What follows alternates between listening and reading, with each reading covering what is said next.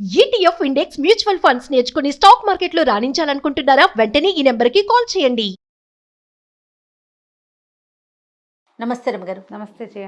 రమగారు, మనము రకరకాల భక్తుల కథలు చెప్పుకుంటాం కదా, అట్లా ఏదైనా ఒక భక్తుడి కథ.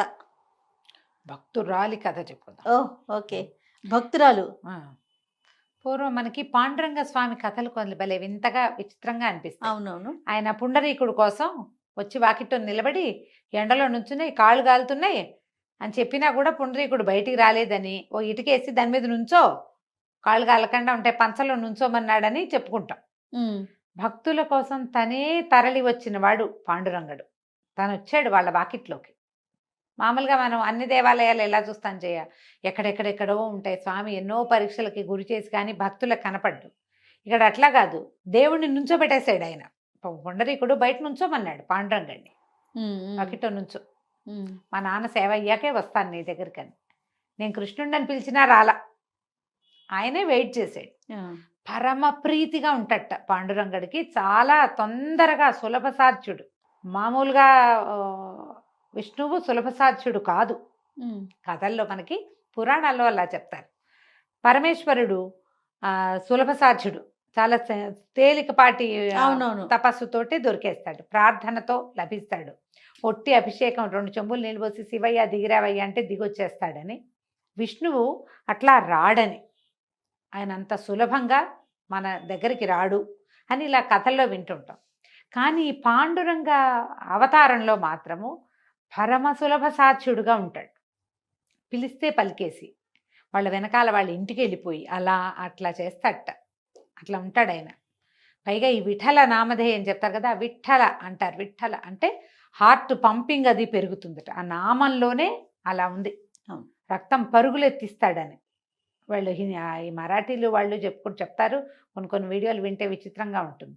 మన దగ్గర ఏవేవో నామాలు ఉన్నాయి. ఈ విఠల నామధేయం కనుక ఎవరన్నా సరే విఠల విఠల విఠల విఠల అని 100 సార్లు అంటే కనుక బ్లడ్ సర్క్యులేషన్లో చేంజ్ మనకి బీపీ మీటర్లో కనపడిపోతుందట.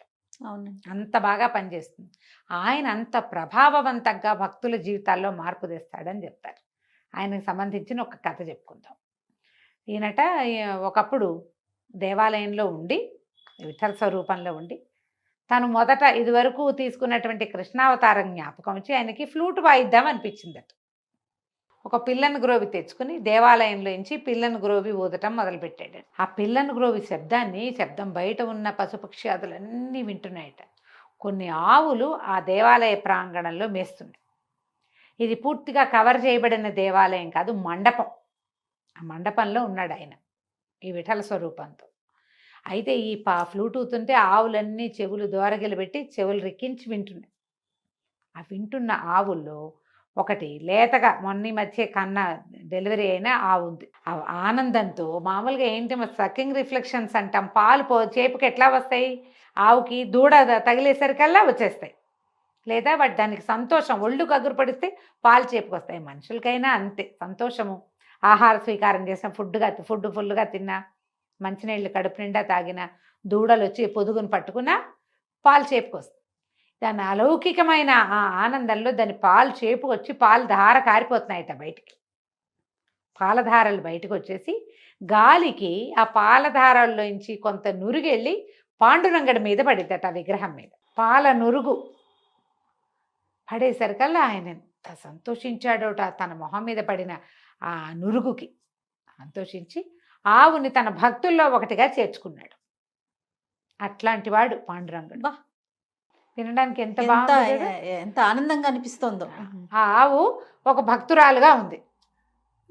అయితే ఆ సమయంలో రకరకాలు జరిగినాయి సంఘటనలు.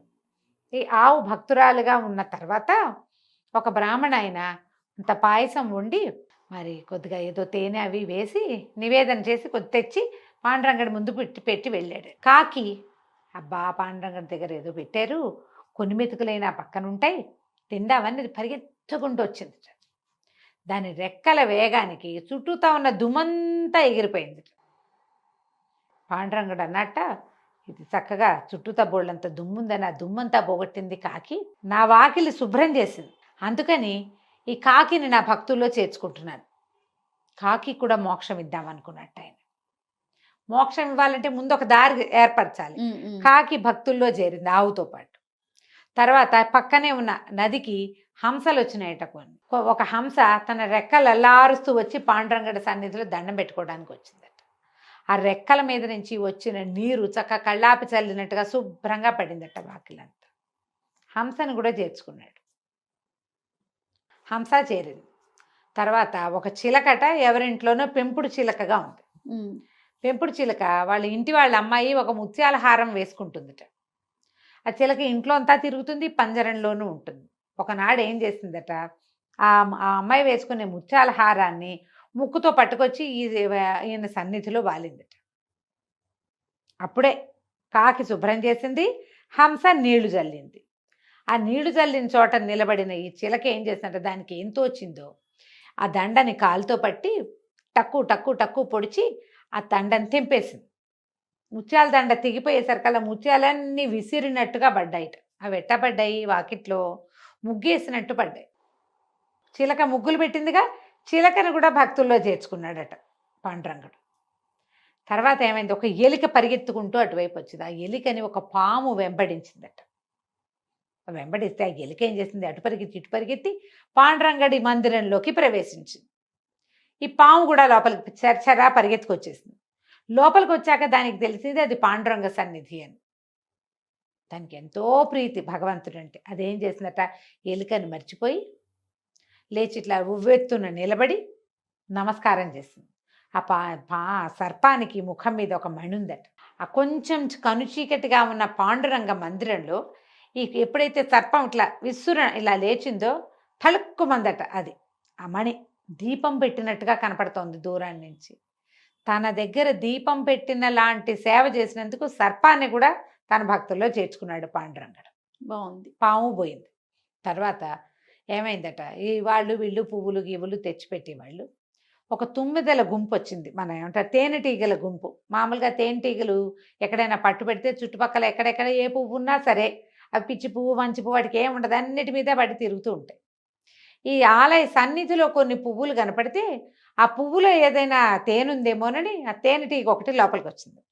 లోపలికి వస్తే స్వామివారికి పాదతీర్థం, పాదాలు కడిగిన నీళ్లు చోట పెడితే కొన్ని నీళ్ళు ఆ పువ్వుల మీద పడ్డాయి. ఇది తేనెతో పాటు ఆ పాదతీర్థాన్ని కూడా సేవించింది. ఆ తేనెటీగ తన పాదతీర్థం సేవించినందుకు తేనెటీగను కూడా భక్తుల్లో చేర్చుకున్నాడట. ఇలా పశుపక్ష్యాదులు ప్రతి వాటిని తన భక్తుల్లో చేర్చుకుంటాడు పాండురంగడు. అయితే మొట్టమొదటి చేర్చుకున్నాడు కదా ఆవుని. ఆ ఆవు మరణానంతరం ఒక బ్రాహ్మణ కులంలో ఒక బ్రాహ్మణ ఇంట్లో ఆడపిల్లగా పుట్టిందట. స్వామివారి భక్తికి ప్రతీకగా అక్కడ పుట్టింది. అదే అంటే ఆమెకు లభించిన ప్రతిఫలం అన్నమాట. జంతువుగా కాకుండా ఆ చక్కటి మానవ జన్మ, తర్వాత పూజా పునస్కారం చేసుకోగలిగే వాళ్ళ ఇంట్లో. ఆ పిల్ల పేరు సుశీల అని పెట్టారు. ఈ సుశీల భలే బుద్ధిమంతురాలు, చక్కగా ఉండేది. తండ్రి ఎంతో మంచివాడు. అయితే ఈ అమ్మాయికి ఒక సారంగుడని ఒక ఆయనతో వివాహమైంది. ఈయన పరమ క్రూరుడు, అతి పిసినారి. తను తినేవాడు కాదు, పెళ్ళాన్ని తినిచ్చేవాడు కాదు, పూజ కూడా సరిగ్గా చేసుకొని ఇచ్చేవాడు కాదు, ఎవరికి ఏమీ పెట్టనిచ్చేవాడు కాదు. వాళ్ళ ఇంటికి చుట్టాలే వచ్చేవాళ్ళు కాదు. ఎవరైనా వస్తే మాకు మైలు వచ్చింది, పురుడు వచ్చిందని చెప్పేసేవాడు. ఒక గుప్పెడు అన్నం పెట్టనిచ్చేవాడు కాదు. ఈ అమ్మాయికి సుశీలకి దానం చేసుకోవాలని కోరిక. ఎవరైనా ఇంటికి వస్తే ఏదైనా వాటి పెట్టాలి, ఏదో తినిపించాలి వాళ్ళకి. మంచినీళ్ళు తప్పిస్తే మరొకటి ఏమైనా ఇచ్చేవాడు కాదు. మజ్జిగ లేదు ప్రసక్తి, మంచినీళ్ళు అంతే. ఎప్పుడూ అలాగే ఉండేది. ఎవరు వచ్చినా ఇంతే. ఏ దేవాలయానికో పాల ఇద్దామంటే ఒప్పుకునేవాడు కాదు, ఒక కొబ్బరికాయ కొడదామంటే ఒప్పుకునేవాడు కాదు. ఏదైనా తిండి పదార్థాలు చేసినా చాలా పొదుపుగా, తనకింత పెళ్ళానికింత. ఎన్నాళ్ళకి సంతానం లేదు. ఈ పీనాస్థానంతో పిల్లలు కలగలేదని చెప్పుకునేవాళ్ళు. అయితే ఏమైందట, ఒకనాడు ఈయన ఏదో ఊరు వెళ్ళాల్సి వచ్చింది. భార్యతోటి ముందు రోజు ప్రయాణానికి వీలుగా కొంచెం మినపసున్ని, మురుకులు, కచ్చగొడీలు, చెక్కిలాలు ఏవో చేయించుకున్నాడు. ప్రయాణానికి మూట కట్టుకుని వచ్చాక తింటాను, నువ్వు ఇవన్నీ తింటే నీకు జబ్బు చేస్తున్నాను, అవన్నీ మూట కట్టి అటక మీద పెట్టుకున్నాడు. భార్యని ఇంట్లో ఉండమన్నాడు. నేను ఊరు వెళ్ళిపోతానని చెప్పి తను సర్ది పెట్టుకున్న సామాన్లు పుచ్చుకొని ఊరిపోయాడు. ఈవిడ వంట చేసుకుంటోంది. 3 రోజులుగా 2 రోజులుగానే వండింది. ఏం పెద్ద భర్త కూడా లేడు. రోజు ఆయనకి పెట్టి తింటాం అలవాటు. ఒక్కతే కంచం పెట్టుకుని తినబుద్ధి లేదు. ఓ ముద్ద అంత తిని ఏముంది లేని దాన్ని తీసేసి సద్దన్నానికి ఒక కుండ పెట్టుకుంటారు కదా తర్వాణిది, అందులో పడేస్తుంది. ఆ కుండ సగానికి ఉంది ముప్పాతిక్కో.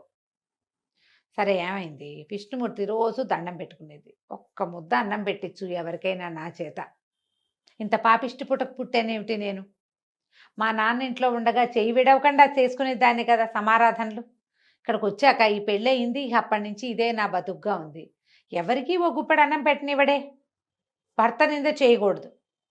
అతను పెట్టనివ్వడని అనకుండా నాకు పెట్టుకునే అవకాశం ఇవ్వో ఇవ్వో ఇవ్వో అని రోజు దండం పెట్టేది. నేనేం చేశాడట పాండురంగడు, చిన్న ఒక పొట్టి వామనావతారంలో ఉన్న ఒక బ్రాహ్మణ అబ్బాయిగా వచ్చాడు వాకిట్లో. తలుపు కొట్టాడు. అమ్మ ఆకలిస్తుంది అన్నం పెడతావు అన్నాడు. అనగానే భయం వేసింది. భర్త ఒప్పుకోడుగా. కాకపోతే ఒక నిమిషం అయ్యాక తట్టింది. ఆయన ఊళ్ళో లేడు. నాయన అలాగే రా లోపలికి రా, నువ్వు అనగా ఎంత తింటావు, ఇంత పిల్లాడివి, 10 నిమిషాలుండు, ఇప్పుడే బియ్యం ఉడకేసి పెడతాను. బహుశలు నేను ఆగలేను, చచ్చిపోతున్నాడు ఆకలితోటి. ఏది సిద్ధంగా ఉంటే అది పెట్టమంటాడు. సిద్ధంగా ఏముంటాయి, ఏమీ లేవు. సద్దెన ఉంది తప్ప ఇంకేమీ లేదు నాయన, అదెట్లా పెడతావు, నువ్వు బ్రాహ్మడివి, నీకు పనికిరాదు, బ్రహ్మచారివి, నేను వండుతానంటే. కుర్రాడు అన్నాడు, అబ్బెబ్బెబ్బే అలా వద్దు, ఆ కుండలో ఏముంటే అది నాకు పెట్టు, నీకు వచ్చే పాపం ఏం లేదు, నేనే అడిగా కాబట్టి. నాకు పాపం అంటావా, నేను సాయంకాలం సంధి వార్చుకునేటప్పుడు దాన్ని పోగొట్టుకునే మంత్రం చెప్పుకుంటా. పట్టుకురా పట్టుకురా అన్నం అన్నాడు. సరే ఓ పేటేసి కూర్చోబెట్టింది, ఓ విస్తరేసింది, ఆ కుండ తీసుకొచ్చి పెట్టింది. తీసుకొచ్చి పెట్టబోతుంటే ఉండనే కుండలు అక్కుని బోర్లు ఇచ్చుకున్నాడు. అంత అన్నం తినేసాడు. ఒక మూలకి రాలేదు. ఇంకేమన్నా పెట్టవా అన్నాడు. తెల్లపోయింది ఈవిడ అంతా తినేసాడు. మీరు చూస్తే ఇంతేమున్నాడు. సరే ఏం చేసింది, పొద్దున్నే అన్నం వండుకుని పెట్టుకుంది తన కోసం. ఆ అన్నం గిన్నె పట్టుకొచ్చి తిన్నాడు. తినేసాడు. ఇంకా తే అంటాడు. బాగా ఆలోచించింది, ఏమున్నాయి ఏమిటి ఇన్ని తినేస్తున్నాడు, ఇంకా ఆకలి తీరలేదంటాడు. పిల్లాడు చూస్తే ఇంతే ఉన్నాడు. సరే ఏం చేసింది, అటక మీదకి ఒక బల్ల వేసుకుని ఎక్కి, భర్త దాచిపెట్టుకున్నాడుగా, రేపొద్దున ఆ వస్తువులు లేకపోతే చితకొట్టేస్తాడు తన్ని. అవన్నీ ఎందుకు తిన్నామంటాడు, ఎవరికి పెట్టామంటాడు, ఎవరికి పెట్టాము ఏదో అంటాడు. అదే ఎటాగో దెబ్బలు పడతాయి. సరే కానీలే, అయితే అయింది. ఈ పిల్లాడు ఎవరు, వీడి ఆకలన్నా తీరుద్దామని అవి కూడా పెట్టి ఒక 6 డజన్ మినపసున్నుండలు, ఇన్ని చెక్కిలాలు, చేగొడులు, హాంఫట్టు మొత్తం తినేసాడు. ఇంకా నాకు ఆకలిస్తుంది. అర్థం కాలేదు, ఏమిటిది ఈ మాయ, ఇంత తింటారా ఎవరైనా? నేను 3 రోజులుగా తినకుండా అన్నం కుండలో పడేస్తే అదంతా తినేసాడు. ఈ పూట నాకు, నేను 10-30 ఏళ్ళ దాన్ని నేను వండుకున్నాను, 14 ఏళ్ళ పిల్లాడి తినేసాడు. 2 మినపసున్ను ఉండలు తింటే 2 గంటల ఆకలి వేయకూడదు లెక్క ప్రకారం. 6 డజన్ ఉండలు తినేసి, ఇన్ని చెక్కిలాలు చేగోడీలు కూడా తినేసి ఇంకా తేతే అంటే నేను ఎక్కడి నుంచి తెద్దును? సరే ఏమనుకుంది, ఏదో భగవన్మాయ, ఏదో జరుగుతోంది. వంట ఇంట్లోకి వెళ్ళింది. వెళ్ళి పొయ్యి వెలుగుతుంటే అగ్నిహోత్రుడి దగ్గర నిలబడింది. తండ్రి, ప్రతి స్త్రీకి నువ్వే తండ్రివి. అగ్నిహోత్రుడే ఆడవాళ్ళకి తండ్రి. వాడొక్కడు సరిగ్గా ఉంటే ఆడవాళ్ళ జీవితాలు బాగుంటాయి. నాయన నన్ను రక్షించు. ఎప్పుడూ అతిథి కోసం అంగలారుస్తూనే ఉన్నా. ప్రతిరోజు ఒక్క అతిథికి ఒక్క పట్టెడన్నం పెట్టుకునే అవకాశం ఇవ్వమని భగవంతుడిని ప్రార్థన చేస్తూనే ఉన్నా పరిపరి విధాల. ఈ వచ్చిన అతిథి ఎవడో 3 రోజుల ఆహారం తినేసి ఇంకా తేతే అంటున్నాడు. చాలు అని అతను అనేదాకా ఉండే ఆహారాన్ని ప్రసాదించి పెట్టంటే అగ్నిహోత్రుడు సంప్రీతుడే. ఇల్లంతా ఆహారమేట. ఇక ఎన్ని కూరలు, ఎన్ని పులుసులు, ఎన్ని పచ్చళ్ళు, వడ్డించినట్టే ఉంది, తిన్నవాడు తిన్నట్టుగానే ఉన్నాడు. మొత్తం తినేసేట అక్కడ ఇంట్లో ఉన్నవి. ఈవిడ మళ్ళీ ప్రార్థించాల్సిన సమయం వచ్చేదాకా, నాయన సంప్రీతుడు అయ్యావా, ఇంకేమన్నా తెమ్మంటావా అంటే బ్రేవని తేంచేట కుర్రాడు. తేంచి సంప్రీతుడిని అయ్యాను, నీ ప్రార్థన వల్లే, నువ్వు ఎన్నాళ్ళుగానో నువ్వు పెట్టుకోదలుచుకున్న ఆహారం అంతా ఇవాళ తినేసాడు మొత్తం అని చెప్పి నిజ రూపంతో పాండురంగడుగా అమ్మాయికి దర్శనమిచ్చాడు. ఆడవలవల ఏడ్చింది, నా కోసం ఇంత శ్రమపడ్డావా తండ్రి, పొట్ట ఎంత నొచ్చేనో, ఇన్ని పదార్థాలు తిన్నావు, ఇన్ని తింటే జబ్బు చేయదు అని చెప్పి నా కోరిక తీర్చడం కోసం నాకు ఇంత చేసావు, నాకు మోక్షం ప్రసాదించమని పాదాలు పట్టుకున్నాను. ఆయన అన్నట్టు, అప్పుడే నీకేం మోక్షం, నీకు ఇప్పుడు మోక్షం లేదు, మనవల్ని ఎత్తి మునిమన్నవల్ని ఎత్తి అప్పుడు మోక్షం వస్తుంది, అప్పటిదాకా జీవించాలి నువ్వు అన్నాడు. అనేసరికి, అయ్యా నాకు సంతానమే లేదు, నాకు మనవలు మునిమనవలు ఎలా వస్తారు నాయన అంటే, నీ సంతానం లేకపోవటం ఏమిటి, నీతో పాటు 5గురు ఉన్నారు, వాళ్ళు 5గురు నీకు కొడుకులుగా పుడతారు, నువ్వు మనవల్ని ఎత్తుతావు, మునిమన్నవల్ని ఎత్తుతావు, ఈ సంసారం గంపెడయ్యేదాకా చూసి ఆ అప్పుడు- తర్వాత నీకు మోక్షం వస్తుంది అని చెప్పాడు. ఈ ఆవుతో పాటుగా పాండురంగడి సేవకి పాత్రత కలిగినటువంటి కాకి, హంస, పాము, తర్వాత ఎలుక. ఎలుక లేదు, పాము, తేనెటీగ, చిలుక. ఎలుక పారిపోయింది, పామే కదా పామే కదా, సేవించింది. అవునవును. అదే కాకి, హంస, చిలుక, పాము, తేనెటీగ 5గురు ఈవిడికి కొడుకులుగా పుట్టారు. ఓహో 5గురు కుమారులను కానీ తర్వాత ఎంతకాలమో పిల్లలతోటి సంతోషంగా ఉండి కుమారులకి వివాహాలు అయ్యి వాళ్ళకి పిల్లలు పుట్టి ఆ పిల్లలకు కూడా పిల్లలు పుట్టాక ప్రశాంతంగా విష్ణునామస్మరణ చేసుకుంటూ ఈ సుశీల అన్న ఆవిడకి కైవల్యం లభించింది. అయితే ఈవిడ భర్త దుర్మార్గుడు, కటికవాడు. భగవంతుడు అతని మనస్సు మార్చేశాడట. అతని బుద్ధిని భగవంతుడు మార్చేశాడు. పిల్లికి బిచ్చం పెట్టని అతను ఇంటికి వచ్చాక దాన ధర్మాలు చేశాడు, దేవాలయాలు కట్టించాడు, ఎన్నో చోట్ల సత్సంగాలు ఏర్పాటు చేశాడు. తర్వాత పండరిపుర యాత్రలు అరేంజ్ చేసేవాడు. జనం అంతా వెళ్తుంటే వాళ్ళకి ఏర్పాట్లు చేసేవాడు. అలా ఎన్నో దైవ కార్యాలు చేస్తూ భార్యాభర్త ఇద్దరు సంతానాన్ని కానీ వాళ్ళ మనవల్ని ముని మనవలు అయ్యేదాకా జీవించి ఉండి ఈవిడ ముందు ఈవిడ తర్వాత భర్త ఇద్దరూ కైవల్యాన్ని పొందారు. కథ కంచికి మనం ఇంటికి. ఎంత బాగుందో రమ్మగారు. నమస్తే అండి. నమస్తే.